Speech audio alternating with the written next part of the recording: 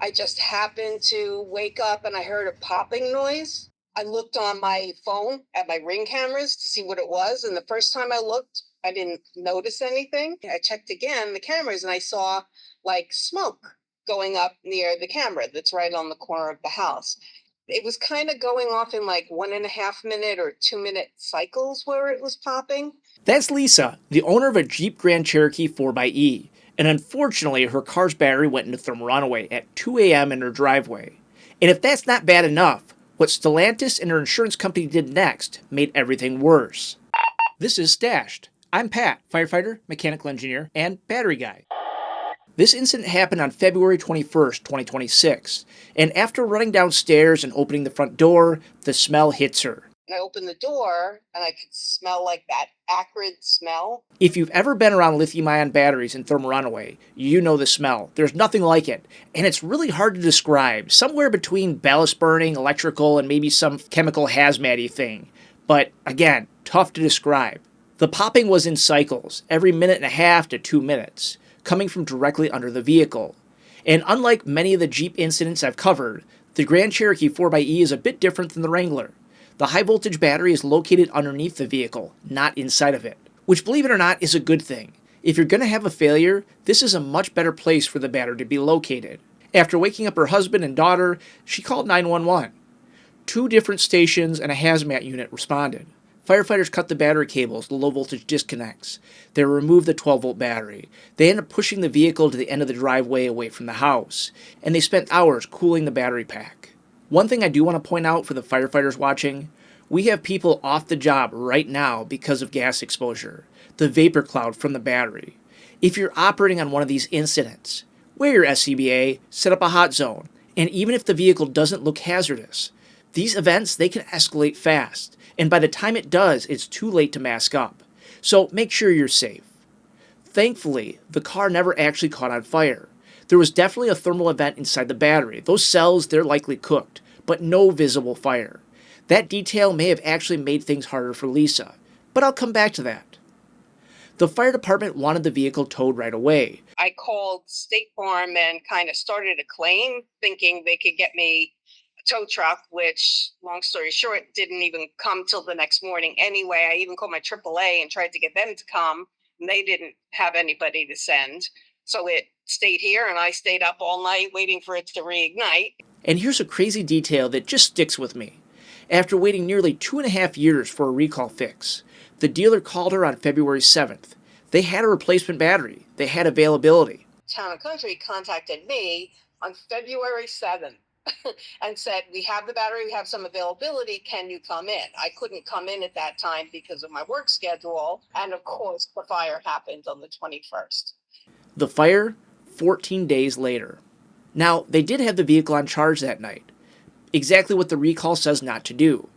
But think about what that guidance is actually asking. I don't bring that up to criticize Lisa, because Stellantis has been asking 320,000 owners not to use the primary feature of a vehicle that they've been paying for over 2 years, with no firm date on a fix. It's really hard to fault her or any other 4xe owner for wanting to use their vehicle for its intended purpose. The whole thing, it's been going on for way too long. In 2023, Stellantis recalled 32,000 Wrangler 4xe models. The fix was a software update.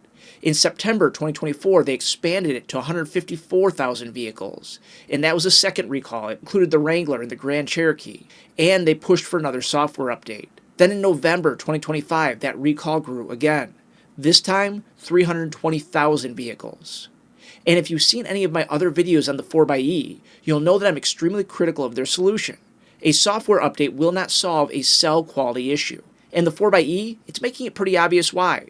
Because to date, 9 of the 19 reported fires happened in vehicles that had already received the update. And those are the ones we know about. If you're enjoying the content, hit subscribe. My goal is 100K this year. On the plus side, Stellantis has finally started moving in the right direction. The current fix involves testing the battery packs and replacing them if they fail. But there's already reports of issues with the fix itself. And the replacement cells, they're the same chemistry and they come from the same supplier. And the crazy part? Lisa's car's at the dealership right now being repaired. She's going to get it back with a new battery pack in a vehicle that has fire and water damage. And this is a precedent that could be a major issue for electric vehicle owners in the future. Now, Lisa actually did file a claim with State Farm Insurance the night of the fire. A month and a half later, denial letter. And this is the part that keeps coming up. The insurance company says it's a manufacturer defect, and that makes it Stellantis' problem.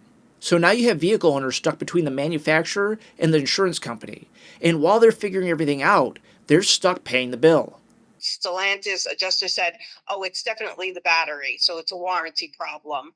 And they decided it could be repaired. And State Farm ended up saying, since it was a battery problem, it was a warranty issue, and my policy doesn't cover that. Here's what the letter says under physical damage coverages, the exclusions. There is no coverage for any part or equipment of a covered vehicle if that part or equipment fails or is defective, or is damaged as a direct result of mechanical, electrical, or electronic breakdown or malfunction. In my opinion, that exclusion exists for things like a blown engine, a faulty transmission. It's not designed to cover a fire. There's a big difference between a part that stops working and a part that generates enough heat to require a fire department response. If the vehicle had an electrical issue and burned to the ground, nobody would be calling that a warranty issue. They'd call it a vehicle fire. They'd pay the claim. The battery is no different. A thermal runaway event is a fire. And I've heard this exact story before.